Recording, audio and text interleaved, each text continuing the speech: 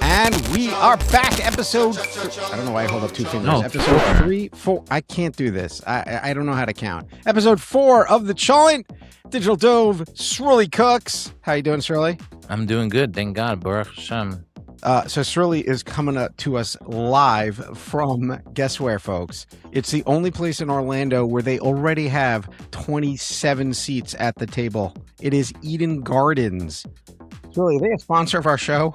No, they're not sponsored for our show, but they did invite me to come here to show off this incredible community. Okay, so they could be a sponsor of our show. They will be benefiting from the interaction that we are interaction having. that is awesome. All right, so it would be nice if they also had like extra people in the house if you wanted, just to fill it up. You know, if you come with too few people, they're like extras for your house. You know. By the way, those houses can hold like 40 people. It is pretty nuts. I think it's 9 bedrooms, if I remember correctly. So just wait until that guy figures out. Wait a minute. So if I buy the little house across the street, that's only X $1,000, and then I could go and use the shul. It's coming. It's that's gonna happen. Well, what he told me is that a lot of the first wave people bought houses like that those were the houses, and now that they're like building bigger, and people are like, wait, I could do that. So they're selling their like starter houses here. They're starter houses that are like 28 bedrooms. That place is unbelievable. It's pretty cool. It's like basically somebody transported Muncie or Lakewood to Orlando, Florida, which is pretty cool. He showed me a house on Friday that it was 10,000 square feet. Does it? Wow. Does it come with little kids riding scooters like maniacs down the streets automatically? They have a core out here, so even though it's what are we on now? What month is it? June? I think something like that. It's not like high vacation in Orlando season, but still, like there's people here, so it's funny. I will tell you that at that place you could go any time of the year and there are people there. But then again, if you go to anywhere in Orlando right now, there are people there all year. And there's a kosher infrastructure that is being built that's pretty incredible. Absolutely. Well, I think it's also a lot of different people building these infrastructures. So we're talking probably 5 years from now. You could basically, it's the same as if you went to Lakewood or Crown Heights. I mean, just think about the neighborhoods. Think about the neighborhoods in the United States that have kind of exploded in the last 5-6 years. Even something as simple as Deal, New Jersey. Okay, Deal, New Jersey was like the vacation spot for the community for years. COVID happened. Everyone was like, "Wait a minute, we could just stay here." And now it's exploded. The amount of restaurants and infrastructure and stores that's going on down there is crazy. In addition to the whole vacation aspect of it, and there's also enough competition here in Orlando that you could get like this house that I'm in now for the same price as my house back in Hollywood. That's, I would say, a third of the size. A third? Try an quarter, probably. An eighth. Come on, think about it. I think I'm at like 2,300 square feet or something like that. Really, the kitchen in that house is probably bigger than. I'm not knocking your house. I'm just saying how big those houses are. It's a regular house. This is a big boy house. And it's really unbelievable what's going on. So I was in Lakewood, New Jersey last night. Actually, did a Shabbat Brachos in a really cool event space. Go Yetzi Liner Premier Events. By the way, I think we should make a clip of all the things that I do commercials for that are not actually sponsors of our show. That I was thinking just about. Send them a bill. I don't remember doing that. I did like Stoke Coffee and all these other Dunkin' Hides. I was doing all these brand commercials. If we're gonna do that, we should think bigger. We should. Well, we should the Marriott was amazing. It really was. Marriott last week. Let me tell you, El Al Airlines. I think I did talk about El Al. Some guy from Marriott's like, why do we have a marketing bill from this guy Dov and Sruly? What is that? So I was in Lakewood last night. First of all, talk about just the most insane area in terms of buildups. There are areas there that have these malls with restaurants and stores that are just the most beautiful things I've ever seen. And now Muncie is getting those similar kind of malls, which are kind of built from scratch, the design. And there are these Heimish design companies, see I'm doing another commercial, that just like, they just know how to make beautiful spaces that are functional. You don't see any other stores like some of these strip malls and stores in the design. You don't see that anywhere else in the country. It's really pretty amazing. But also the way they build their houses is interesting because a lot of them are building from scratch. So they build them with like a washing station for Shabbos. Right. They build them with like special cabinets. With I feel a commercial for Eden Gardens coming on, folks. Well, you can really just build it how you want. Like, I remember I went to someone's house in Lakewood. They have a lot of kids, and they built like a locker room basically with like shelves that has their name on it. So when like the boys come home from your shoe, they have their hat and jacket here, and their briefcase here, and their tefillin bag here, and their boots for their snow on the bottom. And you know, like, in a dorm in or the rest of the world, that's called a mudroom. Just mudroom? You didn't know that, by the way? Is that like an English thing? It feels like an English thing. Time out. You really didn't know that? You know why you don't know what a mudroom is? Because you're from Florida. Because you're from Florida. You're not from Brooklyn or Teaneck. Yeah, I know what a Florida room is. Do you know what a Florida room is? Yes, I know what a Florida room is. By the way, that was actually one in my one of the game show clips that I posted recently. Oh, really? The group was Florida Georgia Line, and the person said Florida Georgia Line, and I said, "Are you from Florida?" Because only people from Florida say Florida. And she's like, "No, I'm from Illinois." So I said, "Yeah, well, I would have said Illinois because I'm from Brooklyn." I was just going to say the same joke, so I'm happy we both made the same dad joke. Mud rooms are a thing because when your kids come in from the snow or from school in, Teaneck or Passaic or whatever, you don't want them walking in the fancy front door. You want them coming in the side door where there is exactly what you're describing, that room which has the hooks, and it looks like a locker room with the hooks and the cubbies, although the Heimish ones also have the place for your hat and exactly. And your jacket and your jacket. And by the way, if your girls go to Beis Yaakov, that giant binder. Have you ever seen those binders? Do you know what I'm talking about? I guess so. I mean, I know binders. Because there's like no technology, and they have I think they're like 5-inch ring binders. The things are gigantic. They hold like 900 pages. I once was giving a lesson in a house where the girl lost her binder, and losing your binder is like the absolute worst thing on the planet. It was like Meltdown City. Like these houses, they also have like two pantries. They have a pantry for regular stuff, and then they have like a BJ's pantry that's like right. Has all of the bulk stuff in a separate pantry, which is like that's their store. Their little store that they have in their house. Now time out. So today I'm drinking out of like my regular coffee cup. By the way, so I got this cup in it has a chip in it. It's like I got this cup in Target for like $1. It keeps it hot. It keeps it hot, and B, it is ginormous. It actually that's a sponsor I want. Could send me one of those. I can make 2 Keurig 12-ounce cups of coffee in one and hold it in this cup, okay? And walk down the stairs successfully without spilling it on the carpet when I come down to my office. By the way, and it keeps it warm. Big deal if you know me. Okay, now. So I get these cups, right? But I also have your Shabbos cup, which is, the one with the lid from Costco with the design that every single frum person had. And I'm sorry, but the kosher brands of those cups are not as good as the Costco ones. I don't care what you say. You're always burning your hand or the coffee's leaking out of it, whatever that brand that they sell in Costco. But how many of those cups does your average frum person who goes to Costco actually have in their house? I would say they have at least 1,000 and they just don't realize it. Right, do you agree with me? Yeah, well, like you don't realize. I was going through that with salt for a while. Well, every time I was in the store. Salt? Yeah, well, I was like going to the store and I'm like, I think I need more salt. I don't think I have salt. And I buy salt and I get home. I'm like, I just bought salt. It's one thing then if you're talking like 4 salts. M&M's. Like M&M's, I could hear. Oh wait, time out. We can't say not M&M's. Reese's Pieces. Okay, it's one thing if you're saying like a candy or something. Salt? That's your condiment that you're gonna. That's your thing you're gonna buy. Like when I'm like in the store, I'm always petrified. You know, what my biggest fear in a supermarket is that I'm gonna forget one thing and then get back to the kitchen and start cooking and be like, oh, I can't believe I can get onions. Then I get back in the car and drive back to the store. Well, if you're making onion soup, that's a problem. My philosophy is buy it. If you're not sure, buy it. But then what happens is I have multiple salts, multiple honeys, like 4 paprikas. Like, because every time I was like, I don't know if I have enough. Because the one time I don't buy it and then I get home, I did run out of it. By the way, let's give a shout out to yet another non-sponsor that we're giving a free commercial to. Give a shout out to Pereg for making different colored caps on their spices. I don't know about you, but we buy all sorts of different brands of spices, and the ones that have all the same color cap are impossible. You're like picking it up and picking it up and picking it up. But the Trader Joe's ones have different color covers.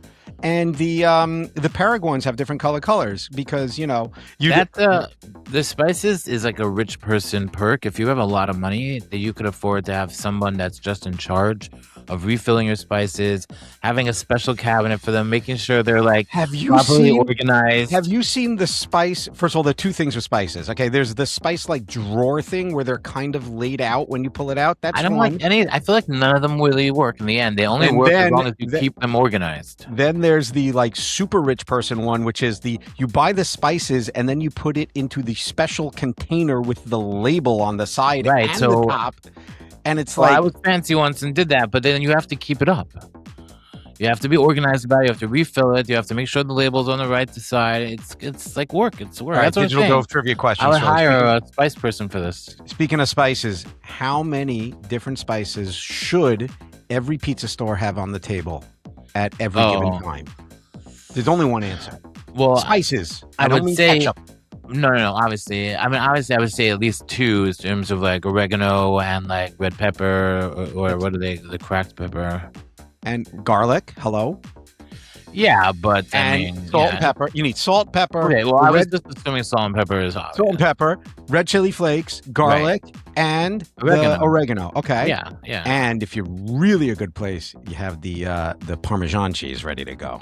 Right, I've seen that. People don't do this stuff like that anymore. It's unbelievable. Back in the day. Back in the day, pizza shops always had that on the center of the table, and I grew up without Parm. I didn't know like whatever. We're not like. I would say I wasn't Parmesan rich. So I go to a restaurant, I'm like, what is this white stuff?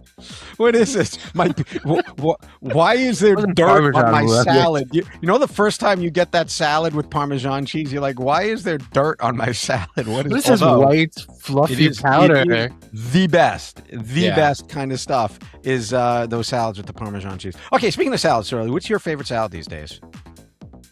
So I have a love-hate relationship with to-go like restaurant salads because I feel like for the most part they're just disappointing. And obviously the better your salad is going to be at a restaurant, the more garbage is in it.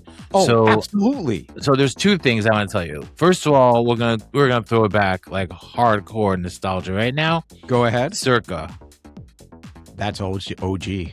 A Circa salad. So I know there was the one in Manhattan. I never really went to the one in Manhattan. Was that the one in the Sony building? It was, right? Yeah, it was a really nice salad place. But there was also a Circa on Avenue J in Flatbush when I was first living in New York. Okay. Like 2003, 2, 3, 4, 5. It was in a bank. There was a bank there right under the tracks on Avenue J in East 14th. And it was amazing. Huge Circa. And if you're listening to this and you have no idea what Circa is, the service called Circa New York. It was like a milchik place, but they specialized in salads. Like they nailed salads. They had a base in a container. You would pick your base, your spinach, your arugula, your whatever. Then you bring it to the salad bar. Were these the chop open the bag, half the lettuce is brown and wilted salads? No, good. There's a good quality. Checking the salad for 8 hours in the back. Quality. And then you would pick your own stuff, and then they would ask you, and this is where my mind used to get blown, chopped or not chopped. Bingo. I got to tell you. Salad. I don't want to go to a garden and look through everything for everything. Like one bite, everything. I will say one of the best, I would almost call it institutionalized Jewish salads to this day in a Jewish restaurant is the Dougie's chopped salad. Yeah, if you know, you know. That salad is just, I don't know what, Dougie, you're a genius. You came up with that. I actually once was in the original Dougie's and saw him himself making it. Really? Without cutting himself with the knife. It was just, you know what it was? It was a good salad. It has a great combination of, sweet and savory, also crunchy and not crunchy. Right, and also the dressing I love between being sogging up your stuff versus being like enhancing your flavor. Exactly. Major difference. There's this guy on Instagram who has this whole Torah on like the science of cooking, and it's actually really amazing because with a lot ratios. of forget about ratios, but he had this something about technique.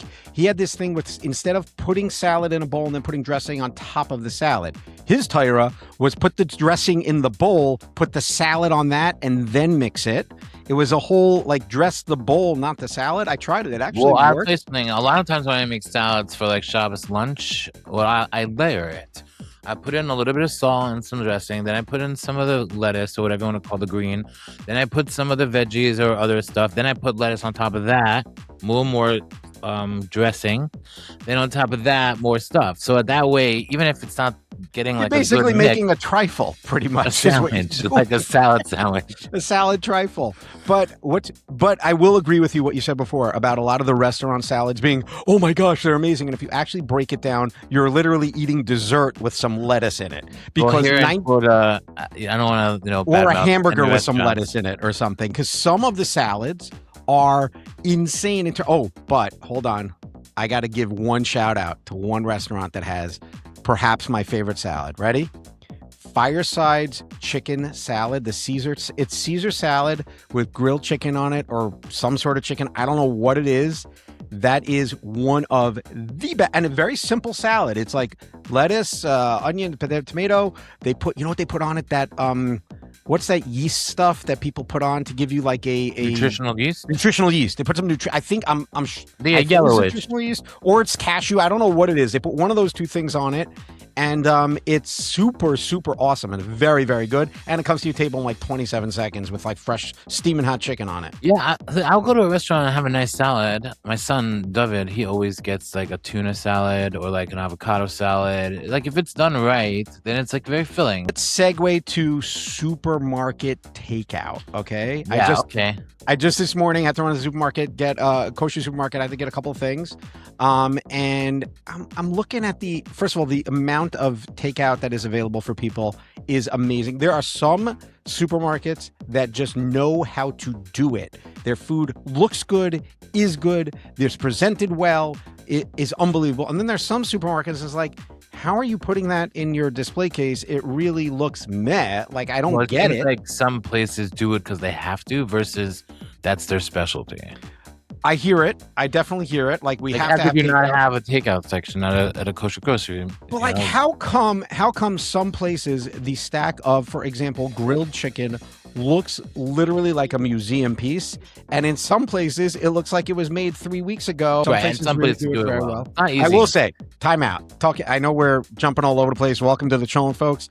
I will say, Sruly, have you been to Mike's Chicken in Lakewood? No, I haven't. Okay. You need to stop what you are doing, get on a plane, and go to Mike's Chicken. It is worth it. There are people from Teaneck. Well, first of all, now they deliver to Teaneck, I think twice a week, Thursday, Friday, I think. They have so many people who order, okay? And again, that's 3 hours in a car. That's how many people are ordering the back and forth. There are people from Teaneck who get in their car just to make a Mike's Chicken run. Actually, thinking I might have actually got takeout from there 2 years ago. This place makes the best chicken product, period, in the industry. Also, they're smart with how they run their business. Now, what they do there, first of all, they have, I think, 10 to 20 different kinds of chicken, all right? Everyone is unique. They're shaped differently, so you know what it is. You know that it's the hickory bourbon versus like the OG cruncher versus this one versus that one.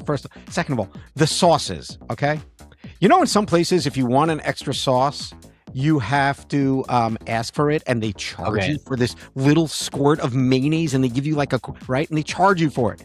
In Mike's Chicken, there is a refrigerator, okay, which has like 1,000 sauce little containers in it, all sorts of different kinds, labeled clearly, all right? There are bags there, and you can go and literally take your arm and shove an entire bag full of sauce. You know what they're going to say? Nothing. Take more, please. They actually have a sign that says your takeout orders don't come with sauces. Help yourself. It is such a great business move. It also gives you the opportunity to have as much sauce as you want, which most people overdo it on the sauce. But hey, folks, we all know we're just putting mayonnaise on our chicken with different spices in it. Right. For the most part. I will say that for me, that's like one of my, we were talking about like pet peeves with restaurants is the ketchup packet thing. Like, I have spoken to so many restaurant owners and other people, and I cannot figure out the logic where you are coming out on top because you're doing ketchup packets and you're not giving them just a bottle or a squeezer. It doesn't make sense to me. You could not be saving the amount of money that is so much worth it that you just annoy your customers every time. Hold on. I don't understand. Meaning versus putting a little cup with ketchup in it. Yeah, or a squeezer or just a bottle of ketchup on the table. So let's actually talk about these ketchup packets. It's actually a great thing. So first of all, some restaurants don't give you the Heinz and they give you that generic, whatever, Restaurant Depot brand. I don't even know what brand it is. Second of all, how do you open those, Shirley? You rip them from the side, no? With your fingers, or do you do what everybody else does and you open it with your mouth? So you're basically... I have on occasion used my teeth, yeah. So you're putting into your mouth this disgusting packet that's been God knows where, touched by who knows who, okay? And you're putting that in your mouth. Now, a couple of years ago, supposedly Heinz came out with this different kind of packet where it rips off the top.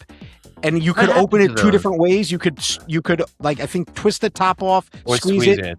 And I think they discontinued it because people didn't like it. They wanted the old feel of, I want to put a dirty ketchup packet in my mouth. I don't know. I haven't seen it. No, but if you go, not if you go, we don't go to the non-kosher places, but if you see a lot of the non-kosher places have custom ketchup ketchup little things that are made. And they're bigger size too. They're not like these little small things. It's like a nice little, do that then, or invest into it. What a great branding idea for a restaurant. Make your own customized ketchup peel-off bucket with your branding on it. I will say that packaging is a very interesting idea. There are some restaurants, places like Mike's Chicken has incredible. They have this little bucket thing. I've never seen it anywhere else. Mike's Chicken has it. In Bamboo in South Florida, I don't know if you know them, the Chinese place. They have these customized, almost like a giant tuna can for your Chinese food. That's cool. It comes hot and warm, and you pull the tab open, and brilliant. And your food is there. And I'm sure it's extremely expensive, but again, Bun has these great boxes. Smash House has these great, they package their stuff. A, it's identifiable. B, it works. It's a great packaging idea. I'm sure we're missing a lot of restaurants that could absolutely get on our show if they sponsored us. We talk about them, but it's such a great idea of Chickies actually has. Chickies made this little this little kids meal kind of thing in this little Smash House. Smash House also has the kids meal. I worked with Smash House when they first opened, and I insisted that they do. I think it's a great idea. I really do. Again, you get it from China for nothing, a bunch of stuff. You buy it by the massive bulk, and then you have it. And it's. I wouldn't get my ketchup from China. That's for sure. That I wouldn't do. Sitting in a container, getting really hot on the Indian Ocean or whatever ocean. Yeah. I actually don't even know what ocean you need to go to get here. I'm sure it's not coming from Ohio. It's not coming from Ohio. But I agree. Ketchup packets. Big, but also your average person, if you get an order of fries, how many of those little ketchup packets do you need to rip open? 4 French. It's like 200. And what's funny is why are the mayonnaise packets by default bigger than the ketchup packets? 100%, and they hold much more. Make the ketchup packets that size. I would rather more ketchup and less mayo. 100%. 100%. And also, we're really covering some groundbreaking topics here this week. What is up with the mustard packets that you get always? And the mustard packets you can't open no matter how hard you can't. You can't. Very true. They don't open them, and they're terrible tasting. Whatever mustard it is not good mustard. I'm telling you, that's what I'm saying. I don't know who it is. Maybe it's Chick-fil-A or something. They have the bucket bowl with the mustard, honey mustard, all those things. And again, it must be cheaper if you give a little bit more. And people would not be frustrated that you have like 2 packets. I'd rather one medium-sized little bucket peel than to squish 45 ketchup packets. This leads to a very interesting point. I don't know if you saw, but there was a local restaurant in Teaneck that closed after many years, and they were like a restaurant. They were it was a let's call it a I don't want to throw anyone under the bus here, but it was a place that did a bunch of different things, including selling pizza. And selling pizza. Okay. Oh. And this marketing guy actually wrote an article in the local paper, and he actually posted a rant on Instagram about that the problem with Jewish restaurants is terrible customer service, and that's why they fail. Yeah. And if you go through his article and his points, he is 1,000% right. And it goes to little things like this.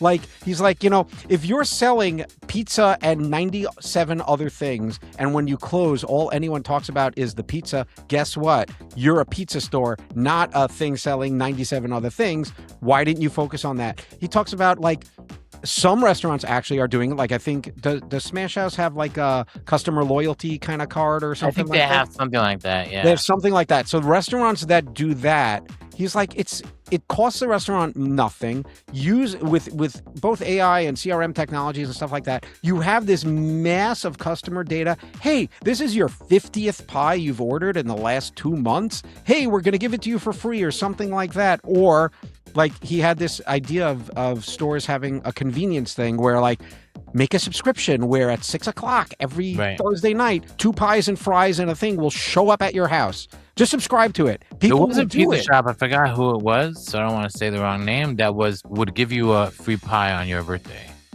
Okay, so I like that stuff, but once a year, why not? Do you have to go in and say it's my birthday to get a free pie? So I think it's like you could tell them whenever your birthday is, but the system's only going to let you do it one time a year. So if you're lying about your... Back in the day, we all had the TCBY card where they would punch in when you got, like, your 87th Frosty or whatever those things were called. The punch cards are smart because you forget them when you go sometimes. Correct. Yeah. But now with technology and everyone just pays by, like, I'm watching it in the store. I'm sitting there with my $20 bill and these, 7-year-old kids come up with their phone. Done, finished. It should be automatic on the app so that it automatically knows that you bought your 10th pie. It's so easy to do. Hey, we talked about it all the time. The biggest bank in the world is Starbucks. Their gift card rewarding stuff. This guy in his rant actually talked about how Starbucks just does it right. It says, "Oh, you're 3/4 of the way to your reward. Get another this. Maybe I will get the larger size coffee because it's worth more points," and things like that. I'm gonna say something that's probably gonna be controversial, and then what's gonna happen is AI is gonna now highlight this clip and go ahead. To us. But I think the best restaurants, service industry wise, customer service, in like the whole Jewish world, basically, are the ones that are owned and operated by people who also have non-kosher restaurants, and they have experience. Which I'm telling you, look at Asiatico here in South Florida. What about Le Marais? He owns 3 non-kosher restaurants in South America. So La Marais in the city is owned by a guy who owned a real French steakhouse. I believe that Anthony Bourdain worked for him as a chef in the non-kosher one. What was it called? La Halles or something, I think, like that. But I think it's almost like that's the big leagues. And then when they come to a kosher place, it's just like obvious. It's like they know exactly what works and what doesn't work.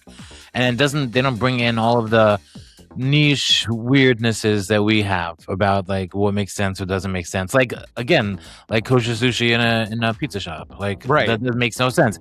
Or like, I'm not gonna like an Italian restaurant. You want to laugh? I have to be careful because I don't want to offend anybody or people that are working very hard. AI, this is a clip. AI, this is a clip. Get ready to record. I will say that if you are an Italian restaurant and you promote yourself as an authentic Italian restaurant and you sell sushi, close your doors. Or how about if you're no business in business? How about if you're an Italian restaurant and you named yourself after a Greek item? That's interesting, no? I don't know. It's a digital Dove trivia question. If anybody knows what that is, write it in. Italian restaurant that named itself after something. An Italian restaurant that named itself after something Greek. Write it in. Send us a comment. Okay, but it's a pressure, I think, that like, especially on these restaurant row areas where there's like a bunch of kosher restaurants, and then this guy is specializing in whatever. whatever, and then the guy next to him has sushi, and then I'm just gonna go grab a sushi. So now I have to sell sushi also. No, you don't. You're a pizza shop. You're an Italian restaurant. You're not a sushi restaurant. It just dawned on me, like yesterday, I spent a tremendous amount of time in the car. It was a very busy Digital Dove day.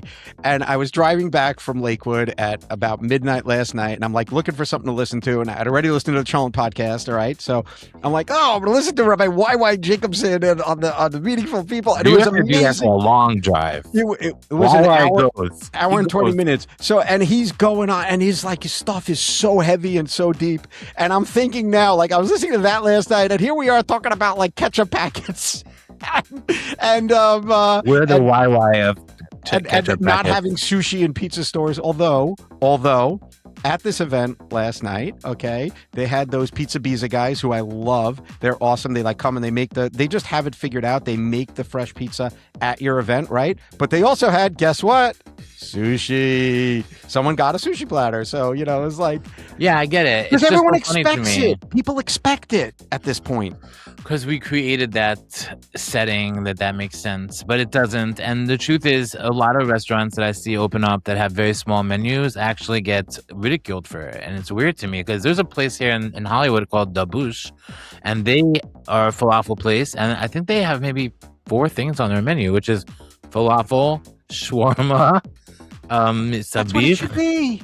That's it. And that's it. And French fries. And if you ask them for anything else, they're like, but we don't make that here. This is what we make. We make it really well, and this is what we make. Like, so there's the place in Englewood, New Jersey called Zula. Okay, Zula has. Oh, shout out to Zula! They actually contacted me to come check them out. They awesome. They Do they want to sponsor our show? Because I love they want me Zula. To come, but I don't live in New Jersey, so I can't. So I'm happy to go for you, Sruly, and I could FaceTime you and eat the food because I love going there. Here's what I love about the place. Okay, first of all, BYOB, something that kosher restaurants, I wish more of them did. Well, do they charge a corking fee? No. You could bring your own bottle. And I got to tell you, I must be getting old because I can't read half of what it says on the kosher wine bottles. Okay, first of all. Second of all, BYOB, great, no problem. Next, they have this. BYOB meaning bring your own beer or bring any alcohol? I actually don't know if you can bring beer, but you can bring any unopened mevushal wine. You can bring to the restaurant. The mashgiach checks it. Do they sell wine? Huh? Do they sell wine? They do not sell wine. So they don't sell, and they say you could bring if you want. You could bring your own. There are a couple of restaurants. Esti Hana has the same thing. You can bring your own bottle of wine. The mashgiach checks it as mevushal. They'll open it. They'll bring it to your table with a wine glass. Fantastic. Beautiful. You just saved yourself, literally, in most kosher restaurants, over $100, frankly. Right. So in Florida, there's a couple places that do it, and they charge a corking fee. Okay, but still. A high corking fee, like 40%. Like what? Like $50 or something? Yeah, like if you're bringing in like if you bring in a bottle of wine, they charge, I don't know how they do that cheshbon, but I think it's like 40%. Whatever it is. Okay. But Zula, let's go back to Zula. So they have, again, a very small menu. It's only got, I don't know, whatever the amount of things on it. This is what we have. It's like that. It's like we have fish, meat, a couple of skewers, chicken, schnitzel, shawarma, done. They have this salatim platter that they give you, which is giant thing with like 20 different Israeli salads. Amazing stuff. They give you pita bread, etc.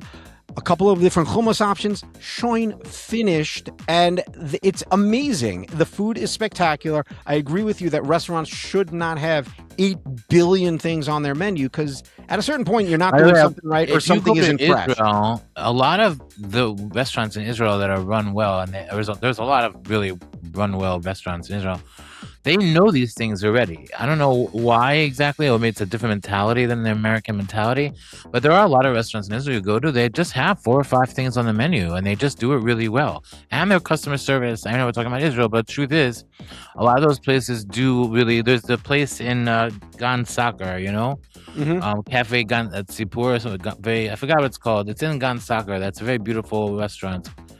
I think it's called Gan Sipur maybe, but they first of all, branding, like they have like little quotes on the napkins and on the menus and on their aprons. They have little cute quotes in Hebrew, and the branding is like insane, amazing.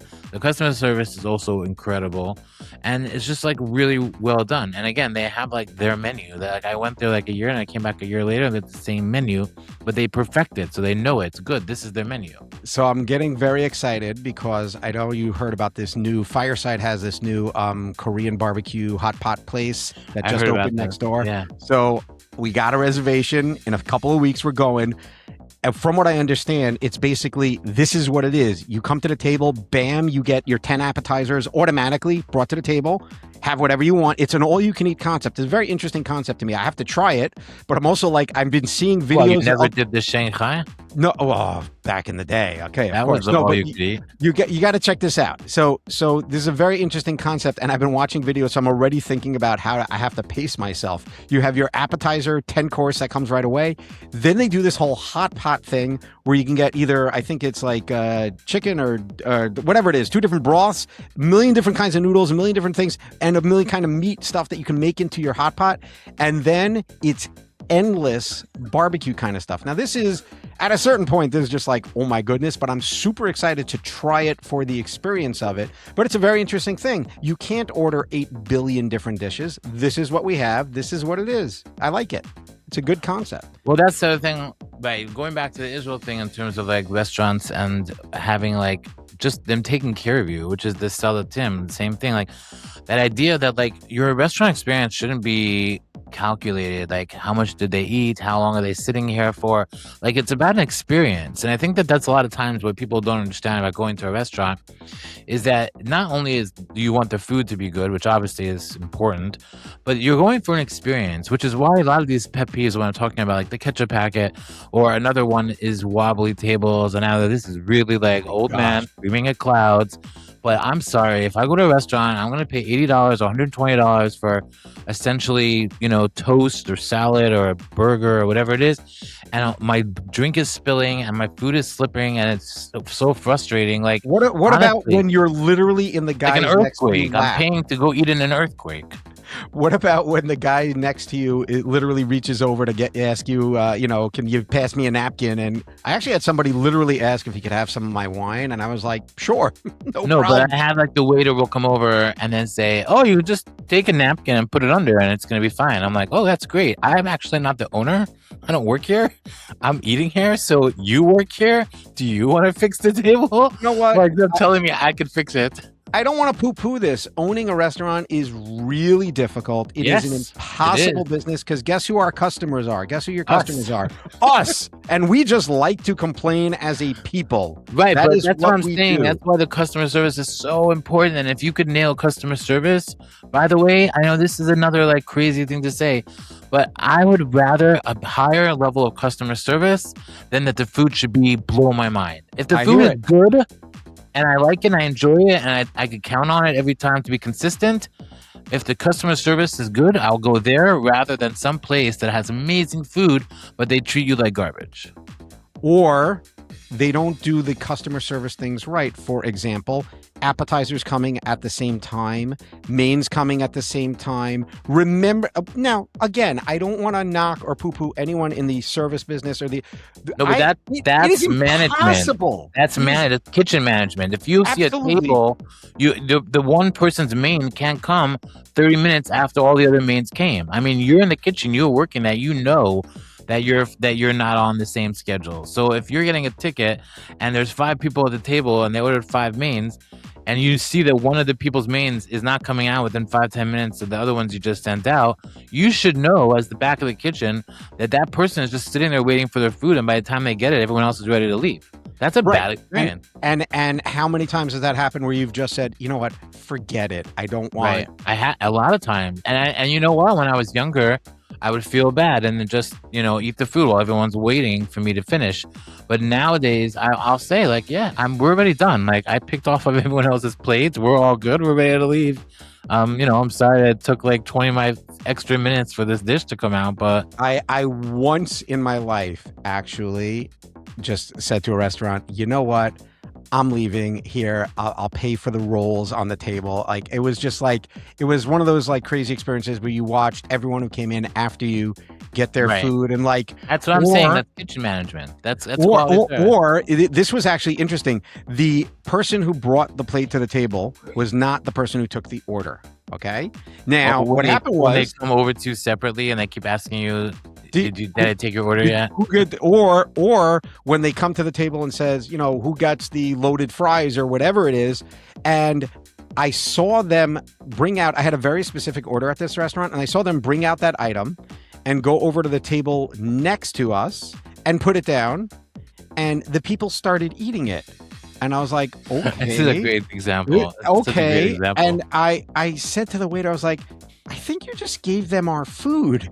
And the waiter goes over to the table and they're like, did you order that? And they're like, no. So they said, why are you eating somebody else? Why are you eating it? The people are like, we don't know. Funny. We thought you were we thought you were just sending us the very specific, you know, salad with these specific things. Well, and I have it a little differently, not to like do this right now, but like because like a lot of times people will recognize me in restaurants, or they know me.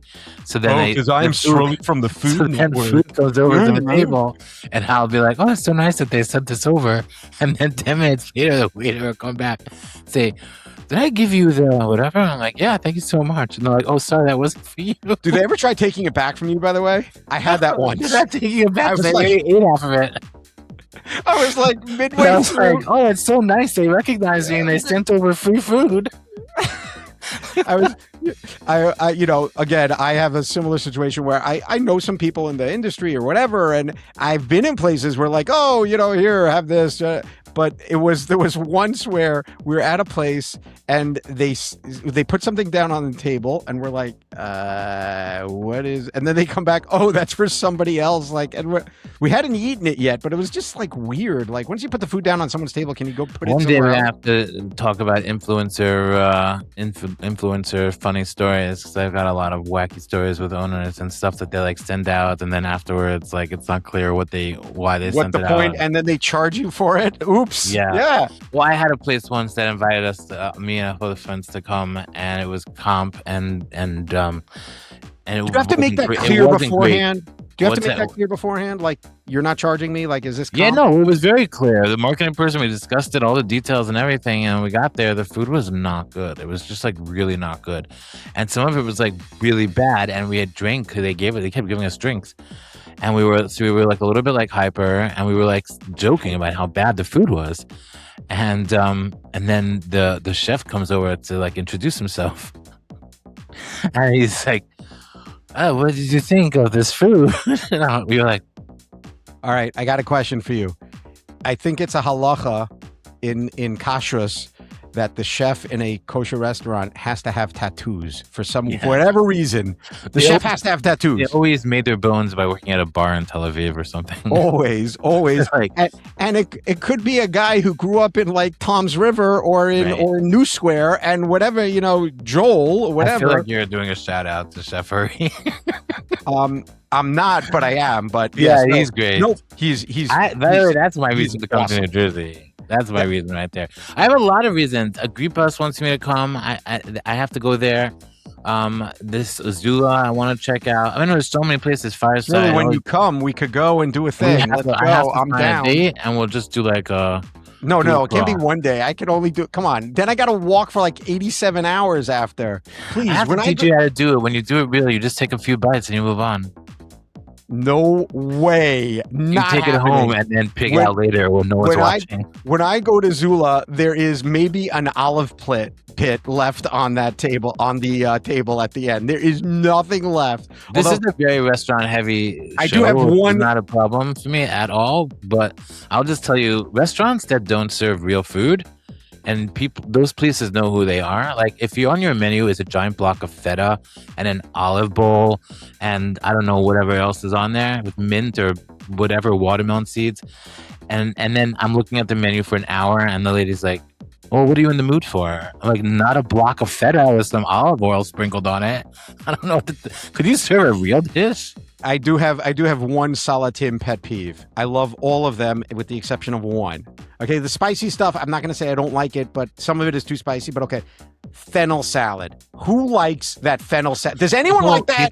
People do like it. People Baloney. do like it. I don't believe it. If you like fennel salad, send us a message. I don't believe I'll tell you. Something. If you go to a lot of the cooking shows, they use certain things, shaved fennel, shaved Brussels sprouts, certain things that they're very into, and one of them is radish. A lot of types of watermelon relish, and I do not like radish. I love radish. Why? It's bitter and like styrofoamy. So am I. I'm a bitter old man. No, I'm kidding.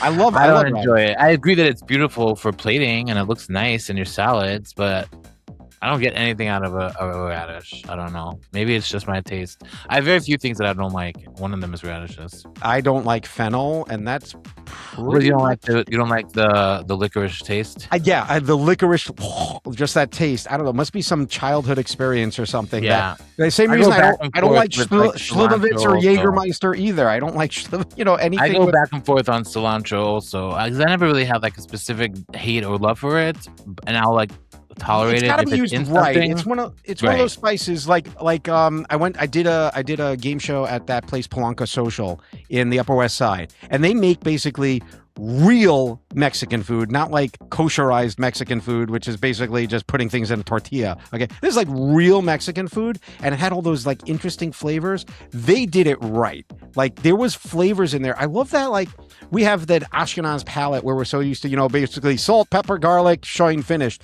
You go to like a place with like real Moroccan food or real Persian food or real Mexican food where it's like these flavors that you're not used to.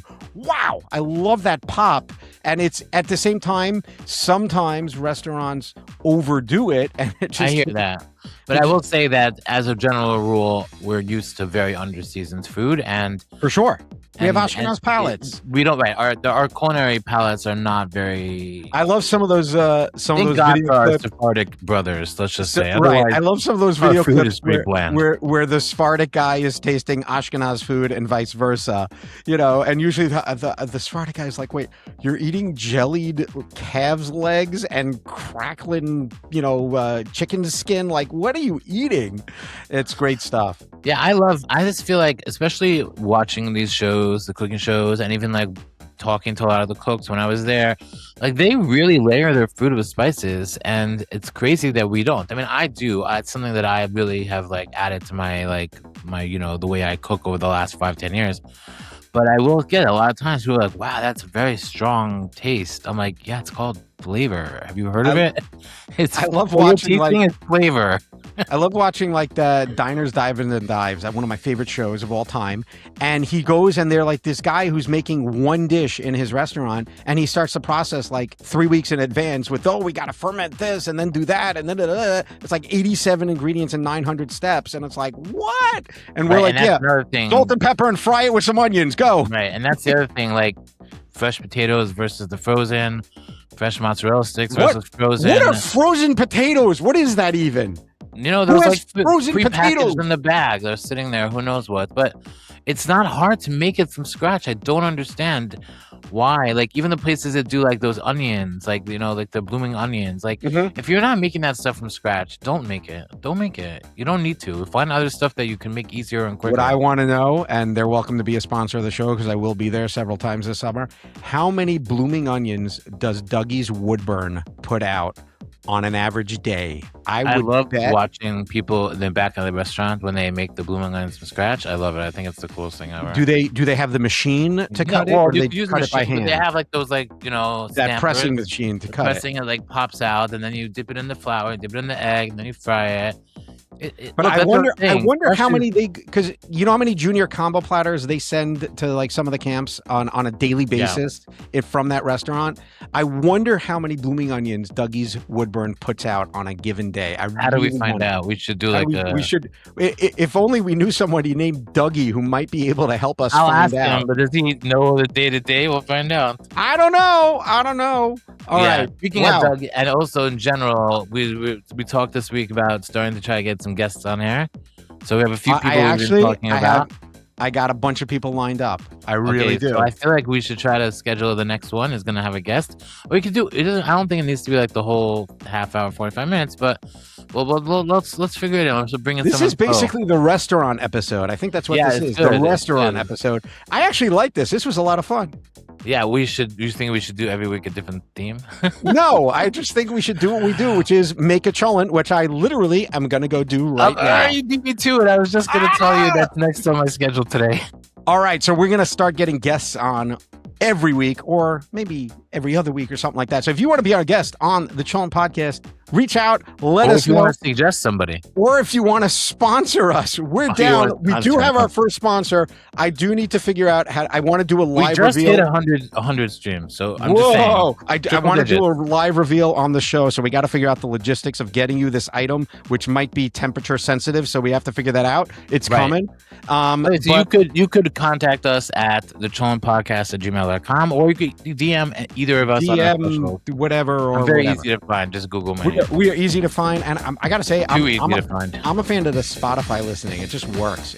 I like it. Oh, you like Spotify? I like Spotify. I listen on Spotify. I'm loving it. All right, Digital Dove, Sruly Cooks, The Cholent, episode 4 in the crock pot. We'll see you soon. Bye.